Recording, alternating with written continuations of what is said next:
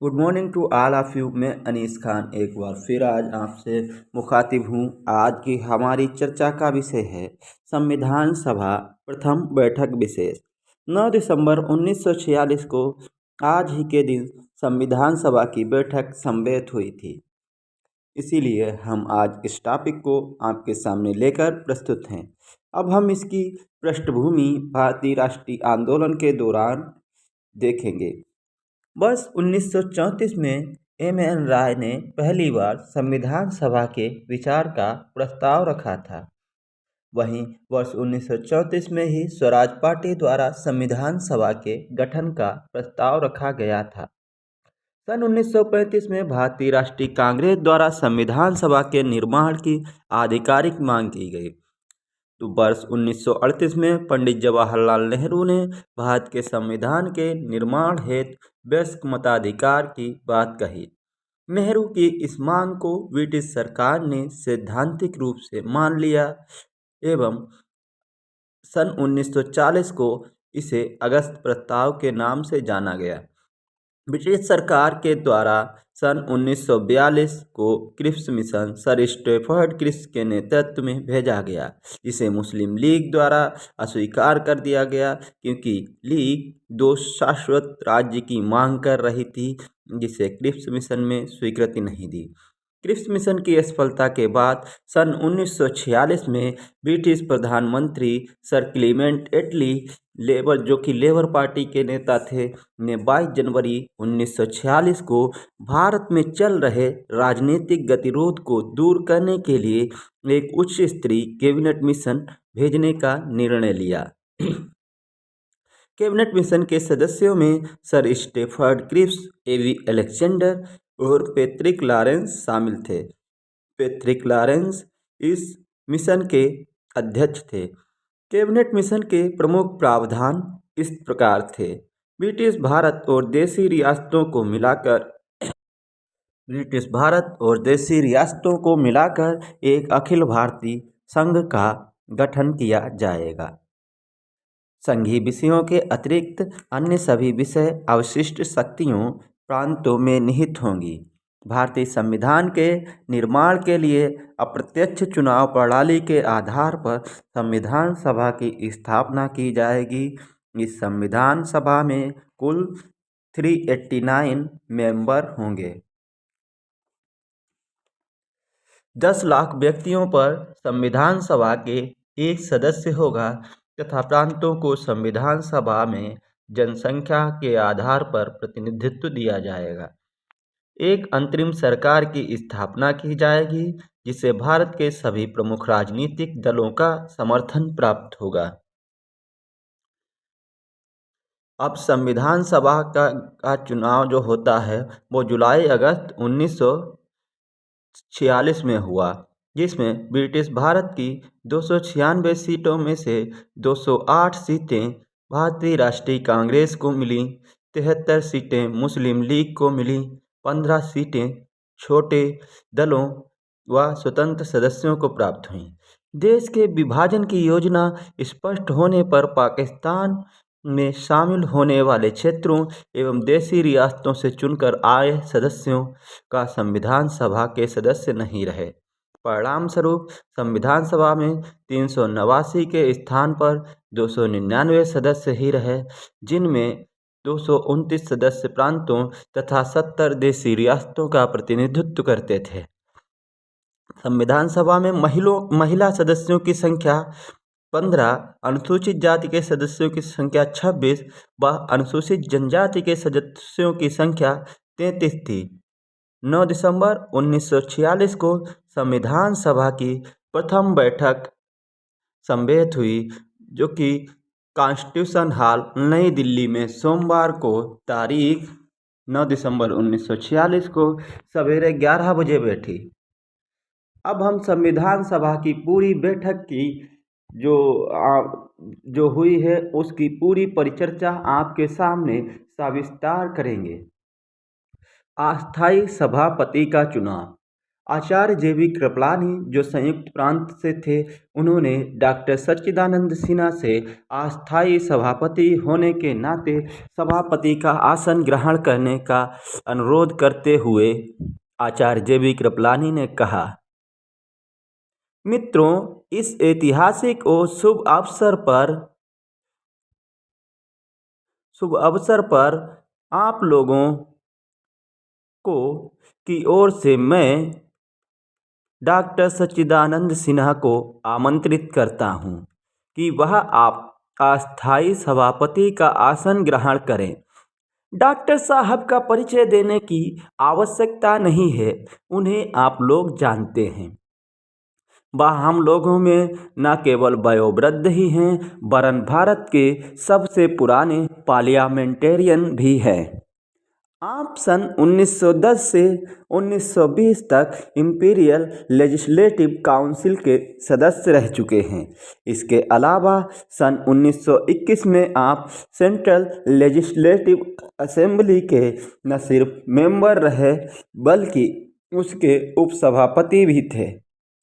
उसके बाद आप बिहार और उड़ीसा की गवर्नमेंट में एग्जीक्यूटिव काउंसलर और अर्थ सदस्य रहे। जहाँ तक मुझे याद है, प्रथम भारतीय जो किसी प्रांतीय सरकार में अर्थ सदस्य बना वह डॉक्टर सच्चिदानंद सिन्हा ही थे। आप जानते हैं कि शिक्षा के साथ आपका खासा संबंध है। आप 8 वर्ष तक पटना यूनिवर्सिटी के वाइस चांसलर रहे हैं। इन सब बातों के अलावा आप लोग यह भी जानते हैं कि सच्चिदानंद सिन्हा सबसे पुराने कांग्रेसी हैं। 1920 तक आप बराबर कांग्रेस के मेंबर रहे और एक समय आप इसके मंत्री भी रह चुके हैं। सन 1920 में जब हम आज़ादी हासिल करने के लिए नई राह पर चले तो आप हमसे अलग हो गए। फिर भी आपने हमें कभी भी बिल्कुल छोड़ नहीं दिया। हमेशा से ही आप हम लोगों की मदद करते आ रहे हैं। आप कभी किसी दूसरे संगठन में शामिल नहीं हुए और आपकी सहानुभूति, सिंपैथी सदा हमारे साथ रही है। ऐसे व्यक्ति इस विधान परिषद का अस्थायी सभापति होने का सर्वथा अधिकारी है। उनका कार्य है इस परिषद की कार्यवाही का उद्घाटन करना। यह काम अल्पकालीन है, पर है बड़े महत्व का। हम लोग हर एक काम परमात्मा के मंगलमय आशीर्वाद से प्रारंभ करते हैं। अतः हम आदरणीय सिन्हा से अनुरोध करेंगे कि वे इस आदर्श आशीर्वाद का आह्वान करें ताकि हमारा काम सुचारू रूप से चले।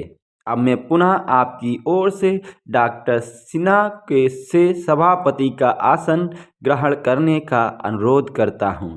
इसके बाद आचार्य कृपलानी ने डॉक्टर सच्चिदानंद सिन्हा को सभापति के आसन तक आदर के साथ पहुंचाया और हर्ष ध्वनि के साथ आप आसन पर विराजमान हुए। शुभकामनाओं के संदेश। सभापति डॉक्टर सच्चिदानंद सिन्हा। माननीय सदस्य, आज मैं आपको शुभकामना के 3 संवाद सुनाता हूँ जो मुझे अमेरिका, चीन के जिम्मेदार राजकीय पदाधिकारियों और ऑस्ट्रेलिया की गवर्नमेंट से प्राप्त हुए हैं। अमेरिकन सरकार के भारत स्थित प्रतिनिधि लिखते हैं। प्रिय डॉक्टर सिन्हा, निम्नलिखित तार मुझे अमेरिका के स्थानापन्न सेक्रेटरी ऑफ स्टेट से मिला। इसे आपके पास भेजने में मुझे बड़ी खुशी है। तार की इबारत यूँ है, स्थानापन्न secretary of state, Washington DC से डॉक्टर सच्चिदानंद सिन्हा, अस्थायी सभापति, विधान परिषद, नई दिल्ली। 9 दिसंबर के आगमन पर मैं विधान परिषद के अस्थायी सभापति होने के नाते आपको और आपके द्वारा भारतीय जनता को इस महान अर्थ की सफलता के लिए जो आप प्रारंभ करने जा रहे हैं, अमेरिकन सरकार एवं अमेरिकी जनता की शुभकामनाएं आपको समर्पित करता हूं। मानव जाति के स्थायित्व और शांति एवं सांस्कृतिक समुन्नति के लिए भारत को बहुत कुछ देना है। आपके काम को संसार की स्वतंत्र प्रेमी जनता गंभीर उत्साह और आशा से देखेगी और एक हर्ष ध्वनि होती है। दूसरा संवाद मिला चीनी प्रजातंत्र के दूत से, जो यूं है। नई दिल्ली, विधान परिषद के प्रारंभिक सभापति डॉक्टर सच्चिदानंद सिन्हा को विधान परिषद के उद्घाटन समारोह के शुभ अवसर पर मैं आपको चीन की राष्ट्रीय सरकार की ओर से ससम्मान अपनी हार्दिक बधाई देता हूँ। मेरी हार्दिक कामना है कि आपकी यह विधान परिषद सुसंपन्न और प्रजातंत्री भारत की ठोस नींव डालने में सफल हो। वांग शी चे, चीन प्रजातंत्र के वैदेशिक मंत्री। फिर एक हर्ष ध्वनि होती है। तीसरा और अंतिम संवाद जो मुझे इस परिषद में को पढ़कर सुनाना है वह है ऑस्ट्रेलियन गवर्नमेंट की तरफ से भारतीय विधान परिषद के मेंबर को। वह यूं है। ऑस्ट्रेलिया ने बड़ी दिलचस्पी और हमदर्दी से उस घटनाक्रम को देखा है जिससे आज भारतीय जनता को विश्व की राष्ट्र सभा में उसका उचित स्थान मिला है। अतः ऑस्ट्रेलियन सरकार विधान परिषद के उद्घाटन के इस शुभ अवसर पर भारत के नवीन युग का प्रतीक समझकर इसकी सफलता के लिए विधान परिषद के मेंबर को अपनी हार्दिक बधाई भेजती है। इसके साथ ही विधानसभा में एक हर्ष ध्वनि होती है। मुझे विश्वास है यह सभा मुझे अधिकार और अनुमति देगी कि मैं इसकी तरफ से इन सरकारों को जिन्होंने हमें ऐसे प्रसन्नता और प्रेरणापूर्ण संवाद भेजे हैं धन्यवाद भेज दूं। और मैं यह और भी कहना चाहता हूं कि आपके कार्य की सफलता के लिए यह बड़ा ही शुभ चिन्ह है। एक बार पूरे संविधान सभा हाल में हर्ष ध्वनि होती है। अब बात करेंगे ब्रिटिश बलूचिस्तान के खान अब्दुस्समद का चुनाव संबंधी आवेदन। सभापति, दूसरी चीज जो मुझे इस सभा की निगाह में लानी है वह यह है कि मुझे ब्रिटिश बलूचिस्तान के खान अब्दुस्समद से एक अर्जी मिली है जिसमें उन्होंने ब्रिटिश बलूचिस्तान की तरफ से नवाब मोहम्मद खां जोगजाई के विधान परिषद के प्रतिनिधि होने पर आपत्ति की है। निश्चय ही यह सभा स्थायी सभापति के चुनाव हो जाने पर यथासमय इस मामले पर ध्यान देगी। पर मेरा यह निर्णय है कि स्थायी सभापति के चुनाव हो जाने पर जब तक इस मामले का फैसला नहीं हो जाता तब तक यही सदस्य जो प्रतिनिधि घोषित किए गए हैं इस सभा के सदस्य बने रहेंगे। कार्यक्रम का दूसरा विषय यह है कि अस्थायी सभापति का उद्घाटन विषयक भाषण। मैं यथाशक्ति कोशिश करूंगा कि सारा भाषण पढ़कर सुना दूं, पर यदि इसमें मुझे थकावट मालूम हुई तो आप कृपया मुझे अनुमति दें कि भाषण की टाइप की हुई प्रति सर B.N. राव को दे दूं, जिन्होंने बड़ी कृपा कर मेरी तरफ से इसे पढ़ देने का भार स्वीकार किया है, परंतु मुझे आशा है इसका अवसर न आएगा। सभापति का उद्घाटन भाषण।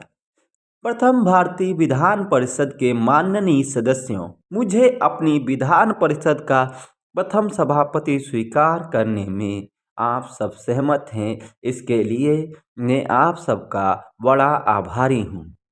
इससे मैं इस सभा के प्रारंभिक कार्यक्रम को, जो स्थायी सभापति के चुनाव, कार्य संचालन के लिए नियम निर्माण, विभिन्न समितियों की स्थापना, परिषद की कार्यवाही को जो स्वतंत्र भारत के लिए एक उपयुक्त और स्थायी विधान बनाकर उसके प्रयास को सफल करेगी, गुप्त रखने या प्रकाशन देने आदि का कार्य संपादित कर सकूँगा। आपकी महती कृपा के प्रति प्रशंसात्मक यह है कि मैं ऐसा अनुभव करता हूँ। अवश्य ही यह लघुता की महत्ता से तुलना होगी कि वर्तमान अवसर पर मैं अपने को उसी स्थिति में पाता हूँ जिसमें लॉर्ड पामस्टन ने अपने को उस समय पाया था जब सामग्री विक्टोरिया ने उन्हें शूरता की उच्चतम उपाधि नाइटहुड ऑफ द गार्टर प्रदान की थी। सामग्री की इस कृपा को स्वीकार करने के संबंध में लॉर्ड पामस्टन ने अपने एक मित्र को यूं लिखा था। मैंने सामग्री की इस उपाधि को इसलिए कृतज्ञतापूर्व स्वीकार किया है कि मैं परमात्मा को धन्यवाद है उपाधि प्राप्ति को योग्यता संदेह से परे है। मैं खुद को कम या बेशी उस स्थिति में पाता हूँ। यह बात मैं इसलिए कहता हूँ कि आपने मुझे अपना सभापति स्वीकार किया, केवल इस आधार पर कि मैं इस सभा का सबसे वयोवृद्ध सदस्य हूँ। अस्तु, चाहे जिन कारणों से भी हो आपने मुझे सभापति चुना हो, मैं इसके लिए आपका हृदय से आभारी हूँ। सार्वजनिक सेवाओं के लिए मुझे इस दीर्घ जीवन में अनेक सम्मान मिले हैं, पर मैं आपको विश्वास दिलाता हूँ कि मैं आपकी इस कृपा का सर्वोच्च सम्मान समझता हूँ और इसे अपने अवशिष्ट जीवन में सदा सुरक्षित रखूँगा। इस ऐतिहासिक और स्मरणीय अवसर पर अगर मैं विधान परिषद क्या है इस पहलू पर आपके सामने कुछ बातें कहूँ तो मुझे विश्वास है कि आप कुछ ख्याल ना करेंगे।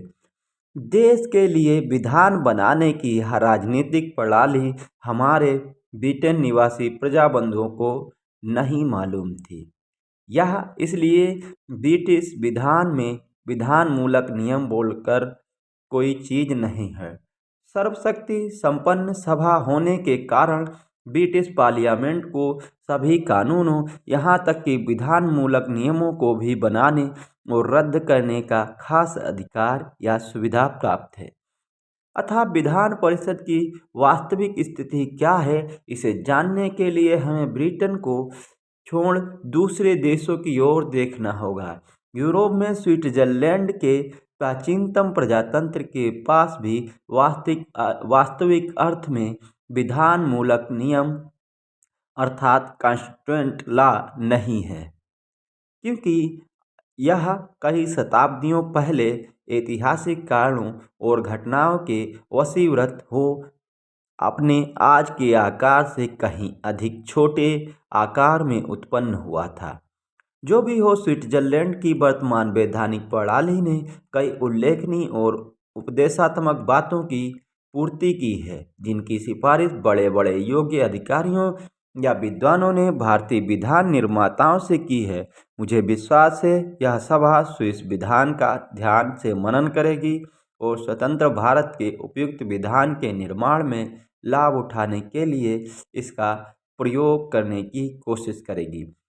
यूरोप का एकमात्र दूसरा राज्य जिसे विधान की ओर से सुविधा प्राप्त करने के लिए हम दृष्टि डाल सकते हैं वह है फ्रांस का विधान। इसकी पहली विधान परिषद फ्रांसीसी राष्ट्रीय परिषद द फ्रेंच नेशनल असेंबली के नाम से सन 1789 में जब फ्रेंच रेवोल्यूशन हुई थी, फ्रेंच राजतंत्र को उखाड़ फेंकने में जब वह सफल हुई थी तब बुलाई गई थी। पर तब से समय समय पर फ्रांसीसी गणतंत्र प्रणाली परिवर्तित होती आई है और फिलहाल यह कम या बेसी निर्माण प्रक्रिया में है। अतः यद्यपि विधानमूलक नियमों से संबंध रखने वाली फ्रांसीसी प्रणाली के अध्ययन से आप उतना लाभ नहीं उठा सकते जितना कि स्विस प्रणाली के अध्ययन से, फिर भी कोई कारण नहीं है कि आप विधान निर्माण के अपने महान कार्य में उससे जो भी लाभ मिलते हों उन्हें प्राप्त करने का प्रयास ना करें। फ्रांसीसी विधान निर्माता जो सन 1789 में अपने देश की प्रथम विधान परिषद के लिए सम्मिलित हुए थे वे इससे 2 वर्ष पूर्व 1787 में फिलाडेल्फिया में होने वाले अमेरिकन विधान निर्माताओं के ऐतिहासिक विधान सम्मेलन की कार्रवाई से वस्तुतः स्वयं बहुत प्रभावित थे। पार्लियामेंट ब्रिटिश सम्राट के प्रति अपनी राजनिष्ठा का परित्याग कर अमेरिका के विधान निर्माता संवेद हुए थे। उन्होंने ऐसा विधान बनाया जो आज दुनिया के सबसे ठोस एवं व्यवहारिक विधान समझा जाता है। वह है भी ऐसा। यही महान विधान बाद में बने सभी विधानों के लिए न केवल फ्रांस के बल्कि कनाडा, ऑस्ट्रेलिया और साउथ अफ्रीका प्रभुत्व ब्रिटिश कॉमनवेल्थ के स्वायत्त शासनपूर्ण सभी उपनिवेशों के विधानों के लिए आदर्श रूप माना गया है। मुझे संदेह नहीं कि आप भी और देसी देशों की विधान पद्धति की अपेक्षा अमेरिकन विधान पद्धति की ओर अधिक ध्यान देंगे। मैंने ऊपर चर्चा की है कि ब्रिटिश कॉमनवेल्थ के उपनिवेश के स्वायत्त शासन प्राप्त विधान अगर अमेरिकन विधान की हूबहू प्रति नहीं है तो कम से कम बहुत हद तक उसके आधार पर बने हैं। अमेरिका की विधान प्रणाली से लाभ उठाने वाला पहला देश कनाडा था। स्वशासन विधान बनाने के लिए इस देश का ऐतिहासिक सम्मेलन कन्वेंशन सन 1864 के में केबेक में हुआ था। इसी सम्मेलन में कनाडा का विधान बनाया गया था जो बाद में ब्रिटिश पार्लियामेंट द्वारा सन 1867 में स्वीकृत ब्रिटिश नॉर्थ अमेरिकन एक्ट में मिला लिया गया, जो एक्ट आज भी स्टेटूएट बुक में दर्ज है। आपको यह जानकर शायद दिलचस्पी होगी कि केबेक सम्मेलन में केवल 33 मेंबर ही थे जो कनाडा के सारे प्रांतों से आए थे और केवल 33 मेंबर ने इस सम्मेलन में 76 प्रस्ताव पारित किए जो बाद में ज्यों के त्यों ब्रिटिश नॉर्थ अमेरिकन एक्ट में सम्मिलित कर दिए गए और इन्हीं के आधार पर सन 1867 में ब्रिटिश कॉमनवेल्थ ऑफ कनाडा के स्वायत्त शासन प्राप्त उपनिवेश की उत्पत्ति हुई। ब्रिटिश पार्लियामेंट ने इस कनाडा सम्मेलन की सारी योजनाएं केवल एक संशोधन के साथ ज्यों की त्यों स्वीकार कर लीं। माननीय सदस्यों, मेरी आशा और प्रार्थना है कि आपका प्रयास भी इसी तरह साफल्यमंडित हो। अमेरिका की विधान प्रणाली, ऑस्ट्रेलिया और दक्षिण अफ्रीका के विधान निर्माण की योजनाओं में भी कमी बेशी व्यवहृत की गई है।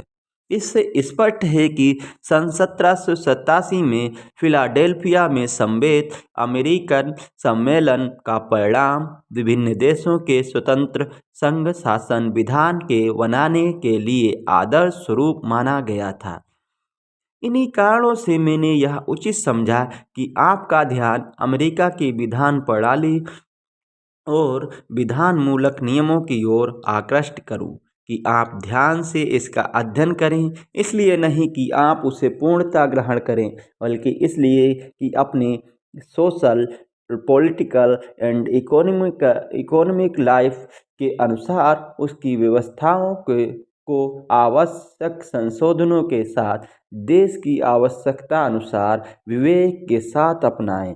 श्री मुनरो का जो इस विषय में सर्वमान्य अधिकार है कथन है कि अमेरिका का विधान बहुत सी शर्तों और समझौतों के आधार पर निर्मित है। श्री मुनरो के मंतव्य के अनुसार ही मैंने आपको यह राय दी है। आपने आधी शताब्दी के सार्वजनिक जीवन के अनुभवों के आधार पर मैं यह और भी कहना चाहता हूं कि भारत जैसे देश के लिए विधान बनाने में तर्कसंगत शर्तों और विवेकपूर्ण समझौतों की जितनी आवश्यकता है उतनी और कहीं नहीं। अमेरिकन विधान के आधारभूत सिद्धांतों को तर्कसंगत शर्तों एवं विवेकपूर्ण समझौतों के साथ खूब सोच विचार कर आप स्वीकार करें। ऐसी सिफारिश करते हुए बहुत अच्छा होगा कि मैं उस विषय के सर्वोच्च ब्रिटिश विद्वान श्री विस्काउंट ब्राइस के उल्लेखनीय कथन को उद्धृत करूं, जो उन्होंने अपनी अमर पुस्तक द अमेरिकन कॉमनवेल्थ में अमेरिकन विधान के आधारभूत सिद्धांतों का सारांश रखते हुए यूं लिखा था।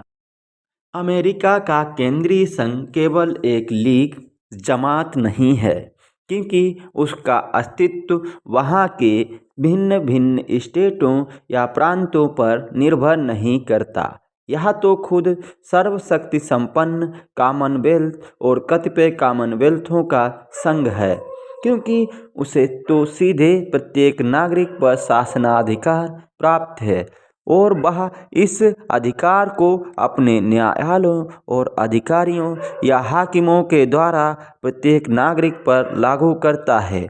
इंग्लैंड या फ्रांस की तरह यहाँ के भिन्न भिन्न स्टेट या रियासतें महज संघ के अंतर्गत एक छोटा सा इलाका नहीं है, बल्कि उनको अपने नागरिकों पर शासनाधिकार प्राप्त में जो उन्हें केंद्रीय संघ से नहीं मिला है।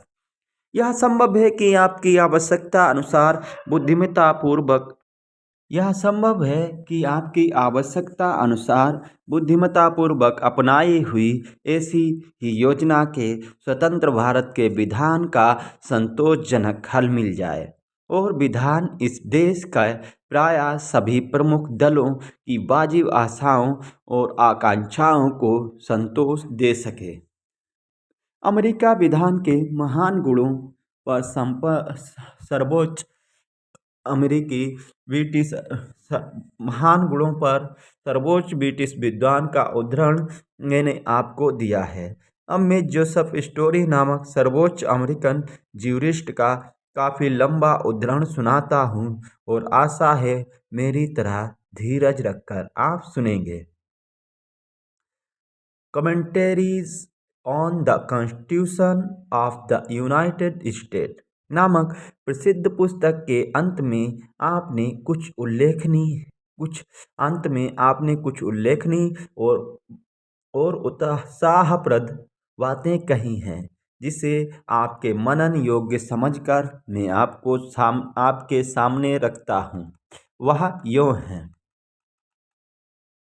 अमेरिका के नवयुवकों को यह कभी न भूलना चाहिए कि आपने विधान परिषद में उन्हें एक ऐसी ऊंची विरासत मिली है जिसे उनके पूर्वजों ने अधिक अथक परिश्रम, कष्ट और बलिदान करके अपना खून देकर उपार्जित किया था, और यदि ईमानदारी से इसकी रक्षा की जाए और बुद्धिमत्ता से इसे समुन्नत बनाया जाए तो वह इस योग्य है कि वह उनके सुदूर भावी वंशजों को जो जीवन की समस्त कामनाएं, स्वतंत्रता, संपन्नता और धर्म का सुखद उपभोग कर सकता है।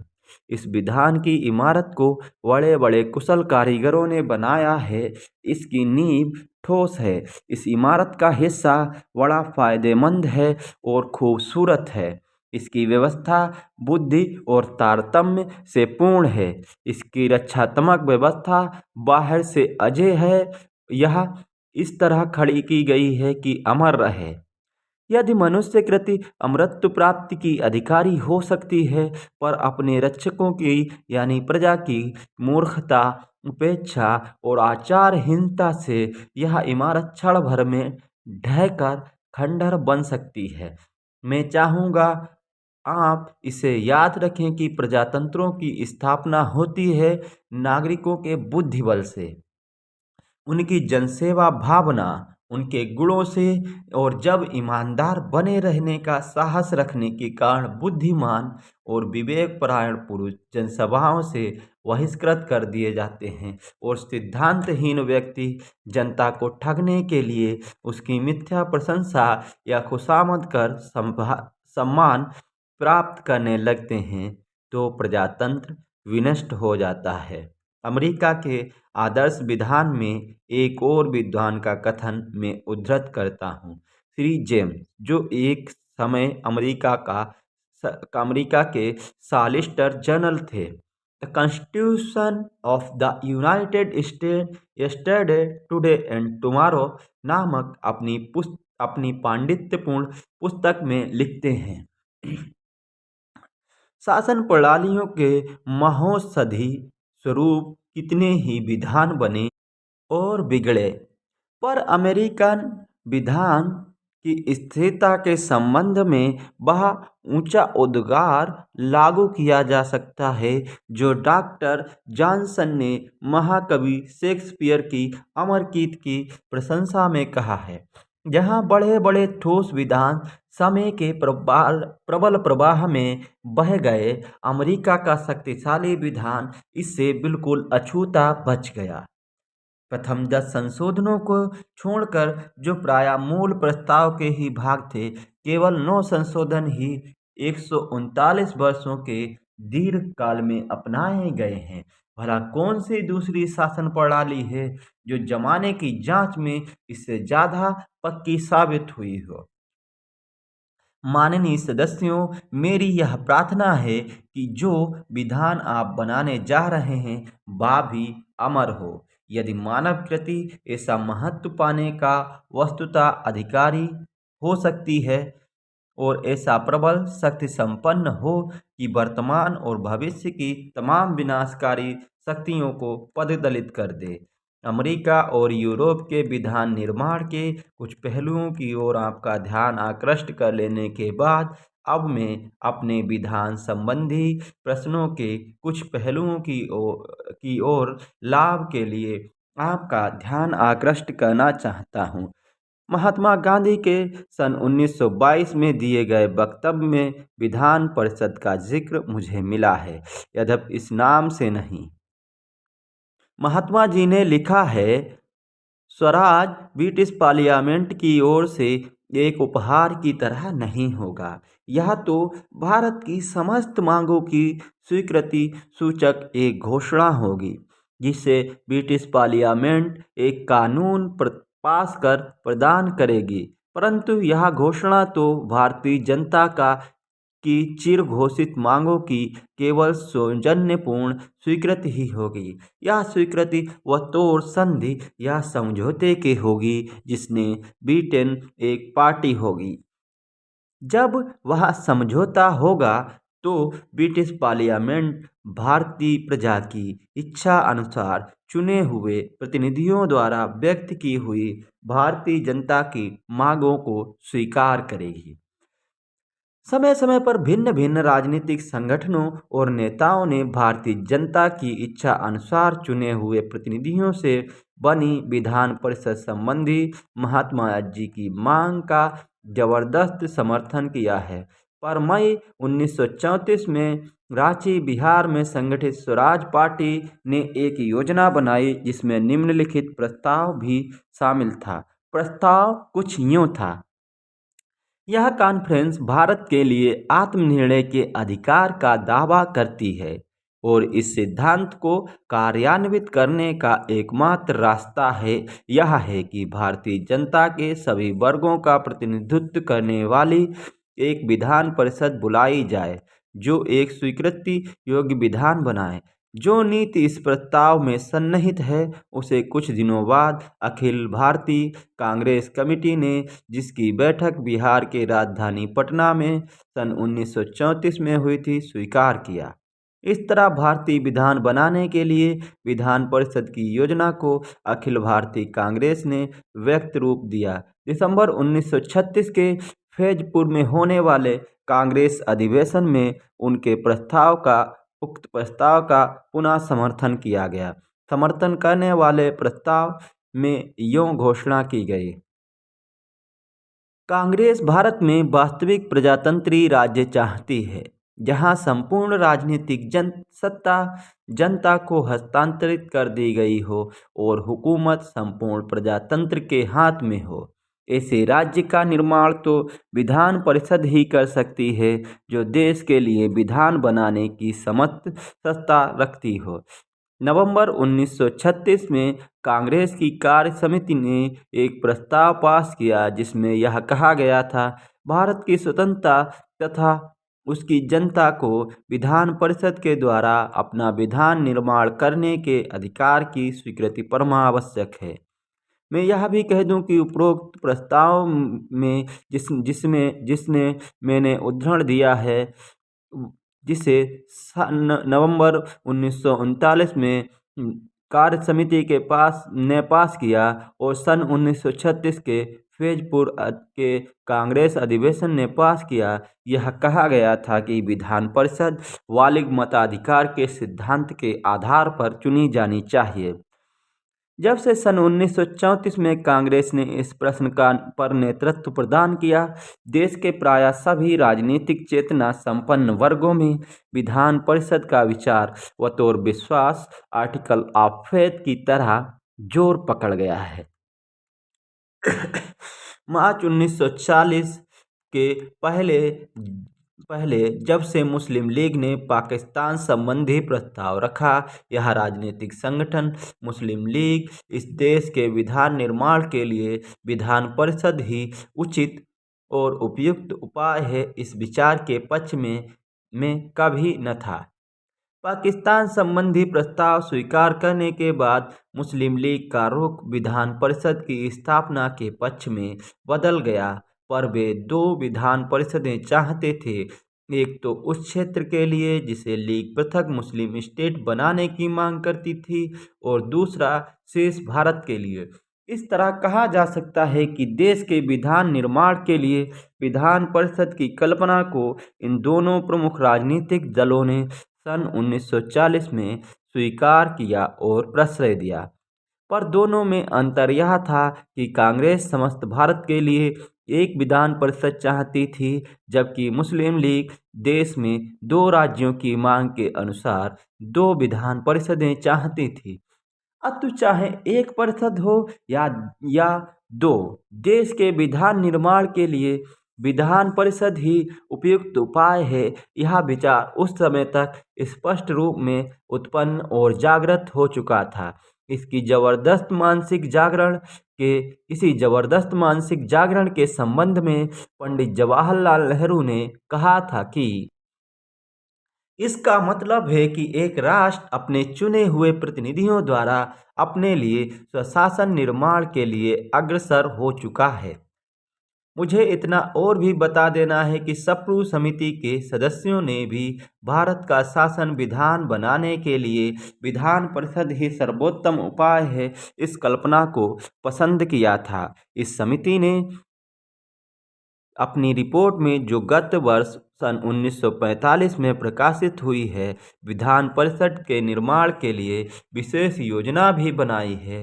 पर आज हम इस सभा में ब्रिटिश कैबिनेट मिशन द्वारा निर्मित योजना के अनुसार समवेत हुए हैं। कांग्रेस, लीग, अन्य राजनीतिक संगठनों द्वारा इस मसले पर दिए गए सुझावों से मतभेद रखते हुए भी ब्रिटिश कैबिनेट मिशन ने एक योजना बनाई है। इस योजना को यद्यपि सबने तो नहीं स्वीकार किया है, पर न सिर्फ देश के प्रमुख राजनीतिक दलों ने और राजनीतिक चेतना संपन्न वर्गों ने ही, बल्कि उन लोगों ने भी जिनका किसी खास राजनीतिक दल से संबंध नहीं है और वर्तमान राजनीतिक गतिरोध को दूर करने के लिए परीक्षणीय मानकर स्वीकार किया है। यह राजनीतिक गतिरोध अरसे से चला आ रहा है और इसने हमारी समस्त कामनाओं और लक्ष्यों पर पानी फेर रखा है। मेरी इच्छा नहीं है कि मैं ब्रिटिश कैबिनेट मिशन योजना के गुणों पर और कुछ कहूं, क्योंकि इससे मैं मतभेद के प्रश्नों पर विषयांतरित हो जाऊंगा और मेरी इच्छा नहीं है कि मैं इस अवसर पर विषयांतर में पढ़ूं। मैं जानता हूं कि ब्रिटिश कैबिनेट मिशन की योजना के कुछ भाग पर हमारे कुछ राजनीतिक दलों में गहरा मतभेद है और इसलिए मैं नहीं चाहता कि ऐसे स्थल पर चला जाऊं जहां जाने में बड़े बड़े राजनीतिक देव भी डरते हैं। माननीय सदस्यों, मुझे भय है कि शायद मैंने आपका काफ़ी समय ले लिया है, अतः अब अपने वक्तव्य को समाप्त करता हूँ। भारतीय इतिहास का यह महान और स्मरणीय अवसर अभूतपूर्व है। देश की जनता की बहुसंख्यक श्रेणियों ने जिस अदम्य उत्साह से इस परिषद का स्वागत किया है, वह बेजोड़ है। परिषद संबंधी प्रश्नों ने देश के विभिन्न संप्रदायों में जो दिलचस्पी उत्पन्न की है, वह अद्वितीय है और सबसे बड़ी बात यह है कि हमारी सबसे बड़ी समस्या हमारी राजनीतिक स्वतंत्रता, हमारी आर्थिक स्वतंत्रता पर समझौता प्राप्त करने की उज्जवल आशा आज भी वर्तमान है और आपको इतनी देर तक रोक रखने में यही एकमात्र औचित्य है। मेरी कामना है कि आपका प्रयत्न सफलीभूत हो। मैं परमात्मा से प्रार्थना करता हूँ कि वह आपको अपना मंगलमय आशीर्वाद दे, जिससे आपकी परिषद की कार्यवाही केवल विवेक और जनसेवा भावना और विशुद्ध देशभक्ति से ही परिपूर्ण न हो, बल्कि बुद्धिमत्ता, सहिष्णुता, न्याय और सबके प्रति सम्मान, सद्भावना से भी ओतप्रोत हो। पुनः भगवान परिषद के कार्य संचालन में आपको वह दूरदृष्टि दे, जिससे भारत को पुनः अपना अतीत गौरव प्राप्त हो और उसे विश्व के महान राष्ट्रों के बीच प्रतिष्ठा समानता का स्थान मिले। महान भारतीय कवि इकबाल की चंद चिर सुंदर पंक्तियाँ आपको इस पुनीत अवसर पर सुनाता हूँ। उस कवि को देश का कितना अभिमान था, इस प्राचीन ऐतिहासिक और महान देश के सौभाग्य की अमरता के प्रति उसका कितना ध्रुव विश्वास था। स्मरण रहे कि आपको इस कवि के अमर विश्वास और अभिमान को सही साबित करना है। कविता यूँ है। यूनान, मिस्र, रोमा सब मिट गए जहाँ से, बाकी अभी तलक है नामो निशान हमारा। कुछ बात है कि हस्ती मिटती नहीं हमारी, सदियों रहा है दुश्मन दौरे जमा हमारा।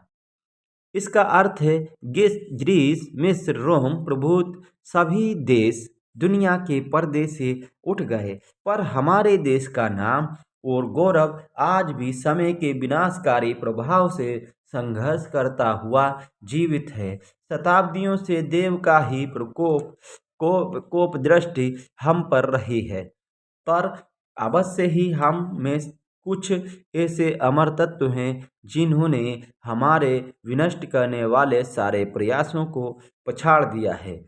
मैं आपसे यह अनुरोध करता हूँ कि आप अपने प्रयत्न में विशाल और उदार दृष्टि से काम लें। पवित्र ग्रंथ बाइबिल हमें सिखाता है, जहाँ दूरदृष्टि नहीं है वहाँ मनुष्य का विनाश है। पूरे संविधान सभा हाल में एक हर्ष ध्वनि उत्पन्न हुई। सभापति का मनोनीतकरण। सभापति डॉक्टर सच्चिदानंद सिन्हा कहते हैं, मुझे केवल व्यक्तिगत कारणों से आपके सामने एक प्रस्ताव रखना है। आशा है कृपया आप इसका समर्थन करेंगे। अपने चिकित्सक की सलाह से मैं गत कई वर्षों से दोपहर बाद कुछ भी काम करने में असमर्थ हूँ। मैं नहीं चाहता कि जलपान के अवकाश के बाद मैं फिर कार्य संचालन करूँ, अतः जब तक मैं अस्थायी सभापति हूँ और सभा में परिचय पत्र, क्रीडेंशियल पेश करने और रजिस्टर में हस्ताक्षर करने का काम चलता है, तब तक के लिए मैं सभा से अनुरोध करता हूँ कि वह मुझे एक उपसभापति की सहायता दें। मैं प्रस्ताव करता हूँ कि इस पद के लिए श्री फ्रैंक एंथोनी को आप नामजद करें। कुछ रुककर मैं इस प्रस्ताव को स्वीकृत घोषित करता हूँ। श्री प्रसन्नदेव रेकुट की मृत्यु। सभापति डॉक्टर सच्चिदानंद सिन्हा कहते हैं, मुझे सूचना हुई है कि नियमानुसार चुने गए इस परिषद के एक सदस्य बंगाल के प्रसन्नदेव रेकुट की मृत्यु हो गई है। इस सभा की ओर से मैं उनके संबंधियों को संवेदना भेजना चाहता हूँ। मेरा ख्याल है मैं इसे स्वीकृत समझ सकता हूँ। परिचय पत्र की पेशी और रजिस्टर में हस्ताक्षर।